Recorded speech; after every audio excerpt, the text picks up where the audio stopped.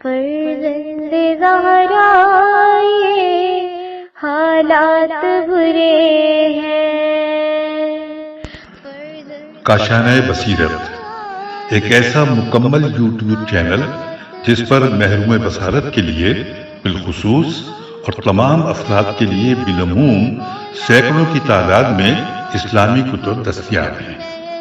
لہذا گزارش ہے کہ آپ اپنی ذمہ داری نبھاتے ہوئے کاشانہ بصیرت کو سبسکرائب کرنے کے ساتھ ساتھ بیل آئیکن کو پریس کیجیے تاکہ آپ علم کے حصول کے ساتھ ساتھ مذہب اہل بیت کی اشاعت میں بھی اہم کردار ادا کرتے رہیں۔ کاشانہ بصیرت۔ فرزند زہرا یہ حالات برے ہیں۔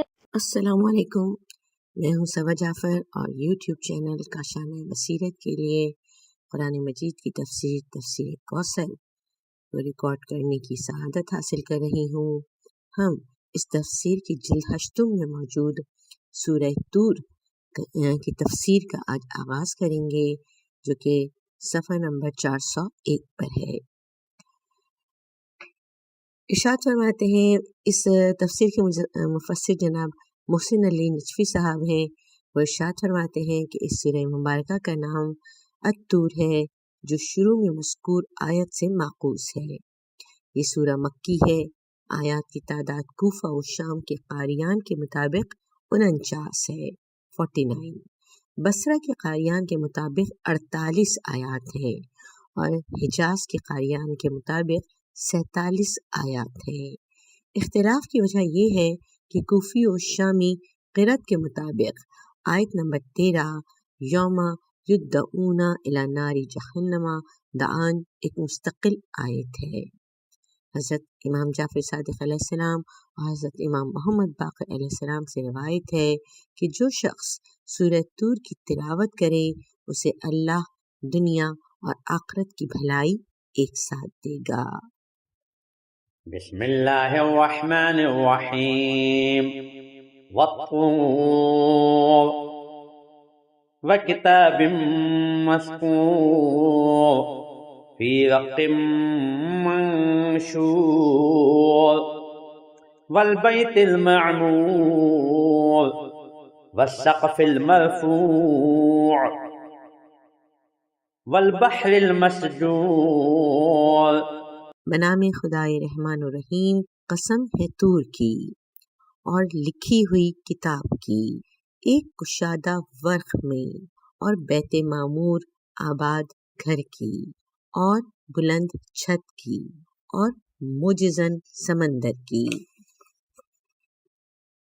تشریحی کلمات میں کہتے ہیں کہ المتسور سین جیم رے، المتسر کے معنی زور سے آگ بھڑکانے کے ہیں۔ تفسیر آیات میں بیان کرتے ہیں۔ نمبر 1، والطور، قسم ہے طور کی۔ طور پہاڑ کو کہتے ہیں، لیکن یہ خاص ہو گیا سینا میں موجود طور کے ساتھ، جہاں حضرت موسیٰ علیہ السلام پر وحی نازل ہوتی تھی۔ نمبر 2، قسم ہے اس کتاب کی جو کشادہ ورق میں تحریر ہے۔ قدیم زمانے میں کسی تحریر کو محفوظ رکھنا ہو تو اس کو نازک چمڑے پر لکھ لیتے تھے، چنانچہ آسمانی کتب صحف انبیاء کو اسی چمڑے پر لکھ لیا کرتے تھے۔ نمبر 2، قسم ہے اس کتاب کی جو کشادہ ورق میں تحریر ہے۔ قدیم زمانے میں کسی تحریر کو محفوظ رکھنا ہو تو اس کو نازک چمڑے پر لکھ لیتے تھے، چنانچہ آسمانی کتب صحف انبیاء کو اسی چمڑے پر لکھ لیا کرتے تھے۔ نمبر 3، قسم ہے آباد گھر کی جو حج، عمرہ، طواف و زیارات اور عبادت کرنے والوں سے آباد رہتا ہے۔ بعض کے نزدیک اس سے مراد کعبہ ہے اور دیگر بعض کے نزدیک اس سے مراد بیت معمور ہے، جو آسمانوں میں کعبے کے برابر میں موجود ہے، جہاں فرشتے اس کے گرد طواف کرتے ہیں، جیسے زمین پر اہل ارض کعبہ کے گرد۔ اس پر متعدد روایات بھی موجود ہیں اور اسلامی اصطلاح میں اسی کو بیت معمور کہتے ہیں۔ نمبر 4، اور قسم ہے بلند چھت کی یعنی آسمان کی کہ اس نے ان چیزوں کو ابس خلق نہیں فرمایا، اس نے جس مقصد کے لیے انہیں خلق کیا ہے اس کے تحت क़यामत का बर्पा होना लाजमी है और सरकशों के लिए अजाब भी लाजमी है। सूरह अंबिया आयत नंबर 32 में फरमाया, वजअलना समाआ सक़फ़म महफूज़न, और हमने आसमान को एक महफूज छत बना दिया। आसमान को सक़फ़ एक तो बुलंदी की वजह से कहा जाता है, दूसरे आसमान से अगर मुराद उस ढाल को लिया जाए तो मुमकिन है सक़फ़ इसलिए कहा हो कि ऊपर से आने वाली आफतों से यही ढाल बचाती है। नंबर 5, वल बहरिल मत्सूर, कसम है समंदर की जो मौजज़न है। अल मत्सूरे के दूसरे मायने आग के हैं, यानी आग और भाप में तब्दील होने वाले समंदर की कसम। चुनांचे आयत व इज़ल बहारू सुज्जिरत की तफसीर यही बयान की जाती है कि समंदर भड़कती आग में बदल जाएगा। शायद यही मायने करीने सयाक है। चुनांचे रिवायत में आता है कि हज़रत अली अलैहिस्सलाम ने एक यहूदी से पूछा, तुम्हारी किताब में आग की जगह कौन सी है? उसने कहा, समंदर। आप अलैहिस्सलाम ने फरमाया, ये शख्स सही कहता है, हमारी किताब में भी है वल बहरी मत्सूरी। इस सूरत में आयत का तर्जुमा ये होगा, कसम है आतशीन समंदर की। इन्न अज़ाब रब्बिक लवाक़िअ मा लहू मिन दाफ़िअ। आपके रब का अजाब जरूर वाक़े होने वाला है, उसे टालने वाला कोई नहीं है। तफसीर आयात में बयान करते हैं, कायनात में मज़ाहिर कुदरत और मज़ाहिर शरीयत की कसम खाने से ये बात सामने आती है कि आगे का एक अजीम खबर और निहायत अहमियत का हामिल वाक़या बयान होने वाला है। वो खबर मुशरिकीन के लिए है कि अल्लाह का अजाब आने ही वाला है। ये अल्लाह ताला का अटल फैसला है, ये अदले इलाही की बुनियाद पर है। नंबर 2, मा लहू मिन दाफ़िन, इसलिए इस अजाब को कोई टाल नहीं सकता। अल्लाह की कुव्वत के सामने किसी का बस चलता है, ना अदले इलाही के खिलाफ कोई फैसला देगा। यौम तमूरु अस्समाउ मौरा व तसीरुल जिबालु सयरा फवैलुन यौमइज़िन लिलमुकज़्ज़िबीन अल्लज़ीना हुम फ़ी ख़ौज़िन यलअबून। उस रोज आसमान बुरी तरह थरथराएगा और पहाड़ पूरी तरह चलने लगेंगे। बस उस दिन तकज़ीब करने वालों के लिए तबाही है जो बेहूदगियों में खेल रहे हैं। तशरीह कलमात में कहते हैं, मौरन मीम वाओ रे अलमरूर के मायने तेज रफ्तारी के हैं। तफसीर आयात में बयान करते हैं कि क़यामत एक कायनाती इनक़िलाब का नाम है। मौजूदा आसमान और ज़मीन और निज़ाम कायनात दरहम बरहम हो जाएगा। उसकी जगह अल्लाह एक जदीद कायनात और निज़ाम तरतीब देगा।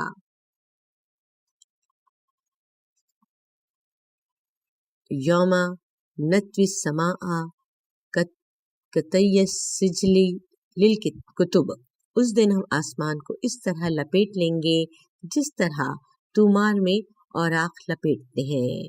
या फिर फरमाया, जिस तरह हमने खिलकत की इब्तिदा की थी उसे हम फिर दोहराएंगे, यानी जदीद कायनात बनाएंगे। नंबर 2, वतसीरिल जिबालु सैरन, पहाड़ रेजा होकर बादल की तरह चलने लगेंगे। दीगर कुरानी आयात में भी फरमाया, व तकूनुल जिबालु कल एहनिल मनफूश, और पहाड़ धुनी हुई ऊन की तरह हो जाएंगे। नंबर 3, फवैलुन यौमइज़िन लिल मुकज़्ज़िबीन, उस दिन तकज़ीबी अनासिर की हलाकत का दिन होगा जो उस दिन की तकज़ीब करते और उसे नामुमकिन ख्याल करते थे। नंबर 4, अल्लज़ीना हुम फ़ी खौज़िन काबिल मुज़म्मत काम में लग जाने के मानों में है, यानी वो अम्बिया अलैहिस्सलाम की दावत के मुज़मिरात पर गौर करने के बजाय बेहुदा बातों में लगे रहते थे। वो बेहुदा बातें ये थीं कि ये नबी साहिर है, मजनून है, काहन है।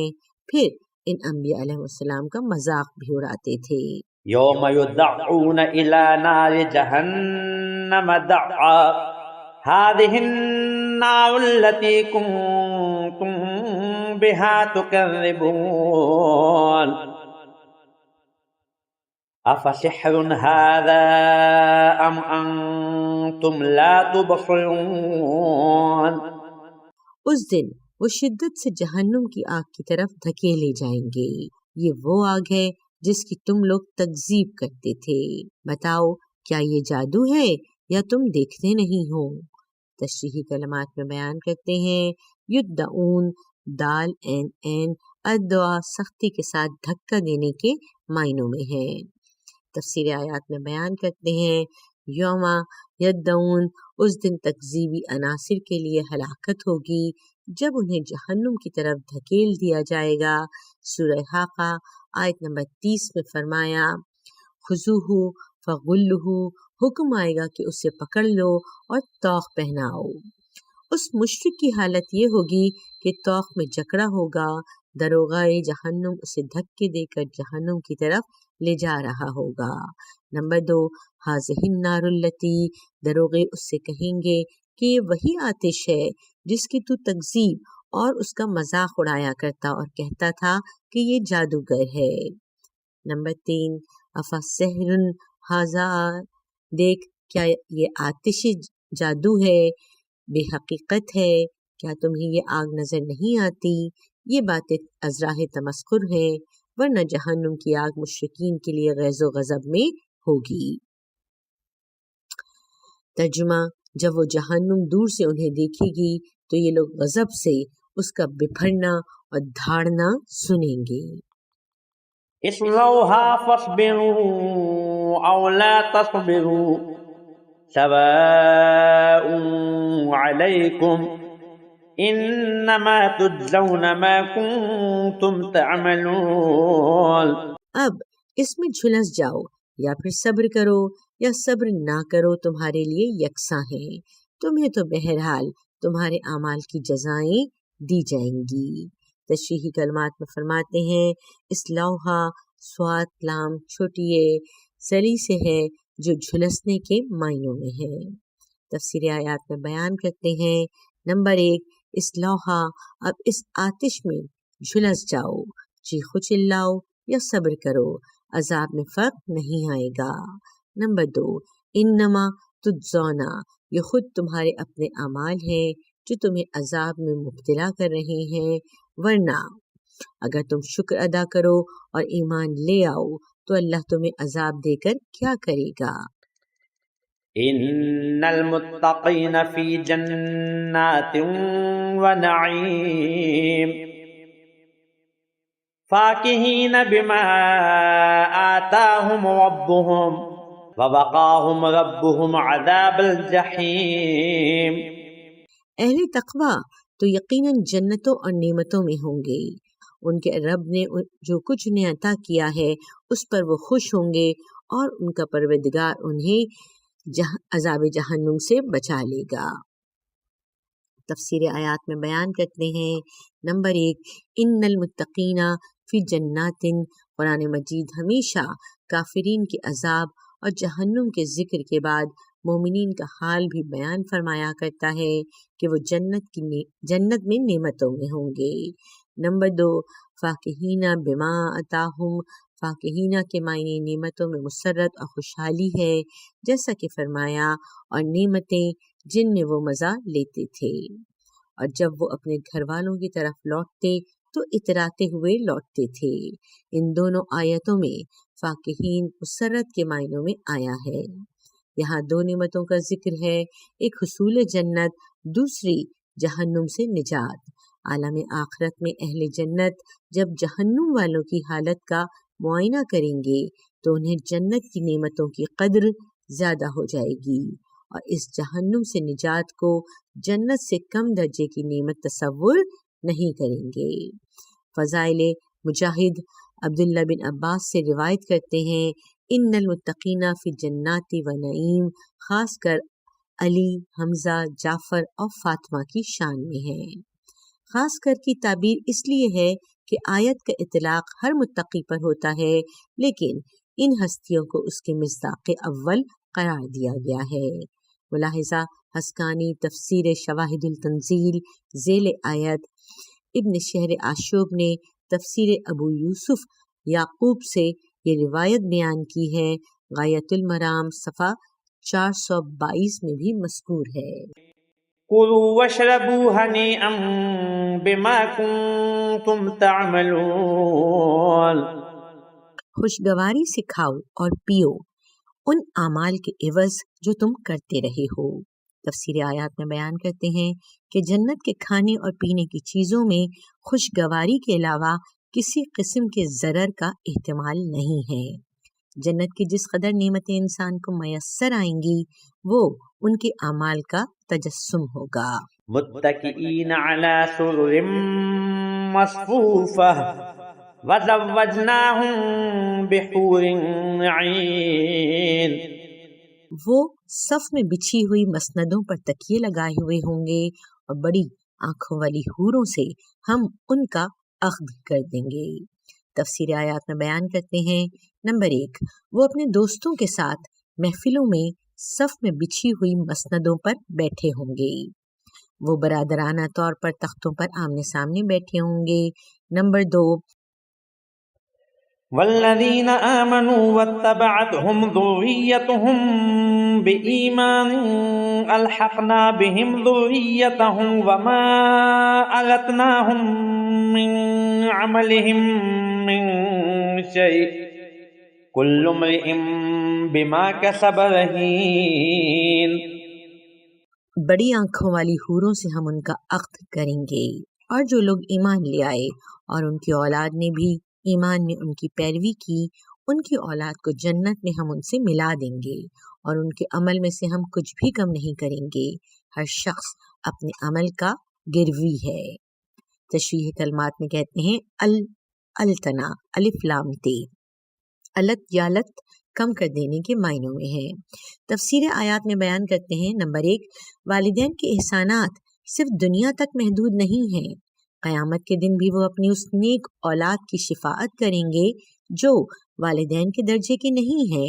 جب والدین کو جنت جانے کی اجازت مل جائے گی اور اولاد کو جنت جانے کی اجازت نہیں ملے گی، چونکہ اولاد والدین کے درجے کی نہ ہوگی بلکہ والدین سے کم درجے کی مومن ہوگی، جس کی طرف بھی ایمانی کسی حد تک ایمان رکھتی ہو کی تعبیر سے اشارہ فرمایا، لیکن والدین کی خواہش پر اس اولاد کو بھی والدین کے درجے پر فائز کیا جائے گا۔ سبحان اللہ۔ نمبر 2، وما التانہم من عملہم، اولاد کا درجہ بڑھائے جانے پر والدین کے درجات میں کوئی کمی نہیں کی جائے گی۔ اس صورت میں کوئی احسان نہ ہوگا اگر والدین سے اٹھا کر اولاد کو دے دیا۔ احسان یہ ہے کہ اللہ اپنی طرف سے درجات عنایت فرمائے۔ سورہ مومن کی آیت نمبر 8 اور سورہ رعد کی آیت نمبر 23 سے معلوم ہوتا ہے کہ اگر والدین کم درجات کے ہیں اور اولاد بلند درجات کی ہو تو اللہ تعالیٰ اپنے کرم سے والدین کو اولاد کے درجات پر لائے گا۔ فرمایا، ایسی دائمی جنتیں ہیں جن میں وہ خود بھی داخل ہوں گے اور ان کے آبا اور ان کی بیویوں اور اولاد میں سے جو نیک ہوں گے وہ بھی۔ سبحان اللہ۔ والدین اگرچہ نیک ہوں گے لیکن اولاد کے درجات پر نہ ہوں گے تو والدین کو بھی اولاد کے درجات پر فائز کر کے جنت میں داخل کیا جائے گا۔ یہ وہ مقام ہے جہاں والدین کو نیک اولاد آخرت میں بھی فائدہ دے گی۔ نمبر 3، کل امر بما کسبا رہین، ہر شخص اپنے اعمال کا گروی اور گرفت میں ہے۔ اگر والدین کے کچھ اعمال اولاد کو دیے جائیں تو انسان اپنے عمل کا گروی نہ ہوا بلکہ بعض عمل کا گروی ہوا۔ گویا اس آیت میں فرمایا عمل قرض ہے اور نفس گروی ہے۔ اگر عمل صالح ہوا تو قرض ادا ہو گیا، نفس چھوٹ جائے گا، اور اگر عمل صالح نہ ہوا، جرم کا ارتکاب ہوا تو نفس گروی رہے گا، اسے عذاب سے نجات نہیں ملے گی۔ اس تفسیر سے اس آیت میں اور آیہ کل نفس بما کسبت رہینۃ الا اصحاب الیمین میں کوئی تضاد نہیں رہتا۔ اس آیت میں فرمایا ہر شخص اپنے عمل کا گروی ہے۔ سورہ مدثر میں عمل صالح والے اصحاب کا استثناء ہو گیا۔ فضائل ابو مالک ابن عباس سے روایت کرتے ہیں کہ یہ آیت پنجتن پاک کی شان میں ہے۔ حضرت عمر کے غلام نافع عبداللہ بن عمر سے روایت کرتے ہیں جب ہم اصحاب کو شمار کرتے ہیں تو اس طرح کرتے ہیں: ابو بکر، عمر اور عثمان۔ کسی نے کہا علی کا کیا مسئلہ ہے؟ کہا تیرا بھلا ہو، علی کا شمار اہل بیت میں ہوتا ہے، وہ رسول اللہ صلی اللہ علیہ وآلہ وسلم کے درجے پر ہیں۔ اللہ کا ارشاد ہے والذین آمنوا واتبعتہم ذریتہم، پس فاطمہ رسول کے درجے میں ہیں اور علی بھی ان دونوں کے ساتھ ہیں۔ دوسری روایت میں نافع ابن عمر سے روایت کرتے ہیں میں نے عبداللہ بن عمر سے پوچھا رسول اللہ صلی اللہ علیہ وآلہ وسلم کے بعد خیر الناس کون ہے؟ کہا تجھے اس بات سے کیا سروکار؟ پھر کہا اللہ سے معافی طلب کرو، خیر الناس وہ ہے جس کے لیے وہ حلال ہو جو رسول اللہ کے لیے حلال ہو، اور وہ حرام ہو جو رسول اللہ کے لیے حرام ہے۔ میں نے کہا وہ کون ہے؟ کہا وہ علی علیہ السلام ہیں۔ اصحاب کے گھروں کے مسجد کی طرف جانے والے سارے راستے بند کیے سوائے علی علیہ السلام کے۔ پھر علی علیہ السلام سے فرمایا اے علی، تیرے لیے اس مسجد میں وہ سہولت میسر ہے جو مجھے حاصل ہے، اور وہی پابندی ہے جو میرے لیے ہے، اور تو میرا وارث اور وصی ہے۔ تو میرا قرض ادا کرے گا، میرے معاہدوں پر عمل کرے گا اور میری سنت کے مطابق جنگ کرے گا۔ وہ شخص جھوٹ بولتا ہے جو تجھ سے بغض رکھ کر مجھ سے محبت رکھنے کا دعویٰ کرتا ہے۔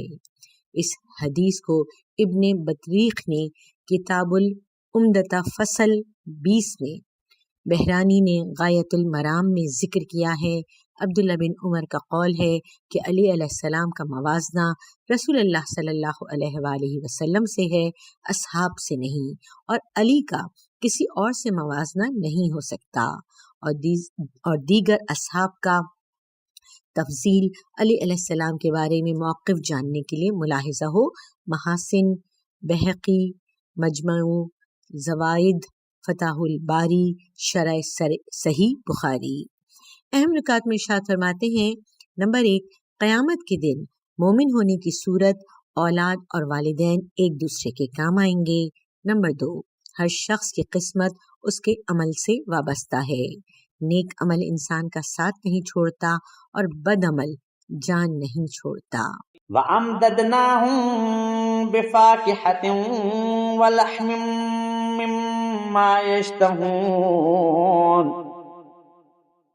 يَتَنَازَعُونَ فِيهَا كَأْسًا لَّا لَغْوٌ فِيهَا وَلَا تَأْثِيمٌ وَيَطُوفُ عَلَيْهِمْ غِلْمَانٌ لَّهُمْ كَأَنَّهُمْ لُؤْلُؤٌ مَّكْنُونٌ۔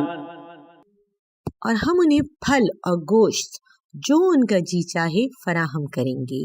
وہاں وہ آپس میں جام پھراتے ہوں گے جس میں نہ بےہودگی ہوگی اور نہ گناہ، اور ان کے گرد نو عمر خدمت گزار لڑکے ان کے لیے چل پھر رہے ہوں گے گویا وہ چھپائے ہوئے موتی ہوں۔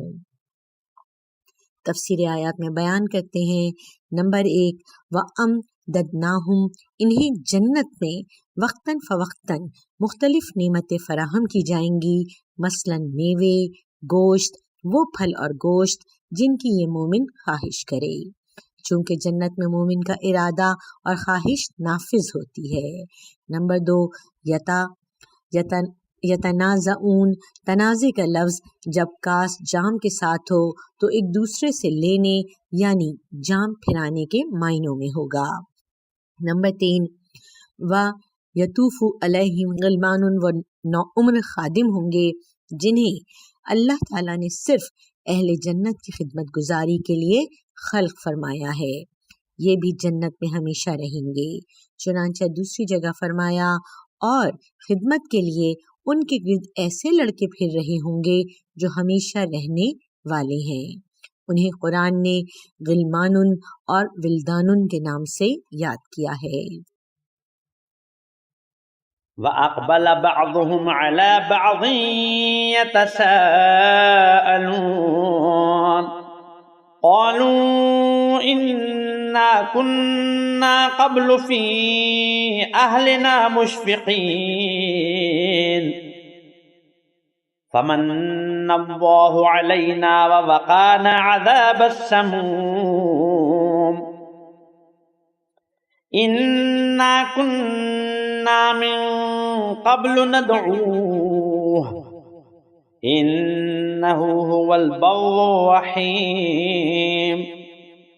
اور یہ لوگ آپس میں ایک دوسرے کی طرف متوجہ ہو کر سوال کریں گے، کہیں گے پہلے ہم اپنے گھر والوں کے درمیان ڈرتے رہتے تھے، بس اللہ نے ہم پر احسان کیا اور ہمیں جھلسا دینے والی ہواؤں کے عذاب سے بچا لیا۔ اس سے پہلے ہم اسی کو پکارتے تھے، وہ یقیناً احسان فرمانے والا مہربان ہے۔ تفسیر آیات میں بیان کرتے ہیں، اقبلا بعضہم، احباب کی محفل میں بیٹھ کر اپنے گزرے ہوئے دنوں کے حالات ایک دوسرے سے پوچھ رہے ہوں گے کہ دنیا میں کیسی زندگی گزاری اور ان مشکل مراحل کو طے کر کے جنت کی ان نعمتوں تک کیوں کر رسائی حاصل ہوئی۔ قالوا ان کنا قبل فی اہلنا، جواب ہوگا ہم مال و اولاد کی وجہ سے خوف خدا سے غافل نہیں ہوتے تھے، اس ڈر نے ہمیں آج امن دیا ہے۔ نمبر 2، فمن اللہ علینا، اللہ نے ہم پر احسان کیا، ورنہ ہمارے اعمال ان نعمتوں کے مقابلے میں کچھ نہ تھے۔ نعمتوں کا کیا ذکر، جہنم کے عذاب سے اللہ نے ہمیں بچایا ہے، یہ بڑا احسان ہے۔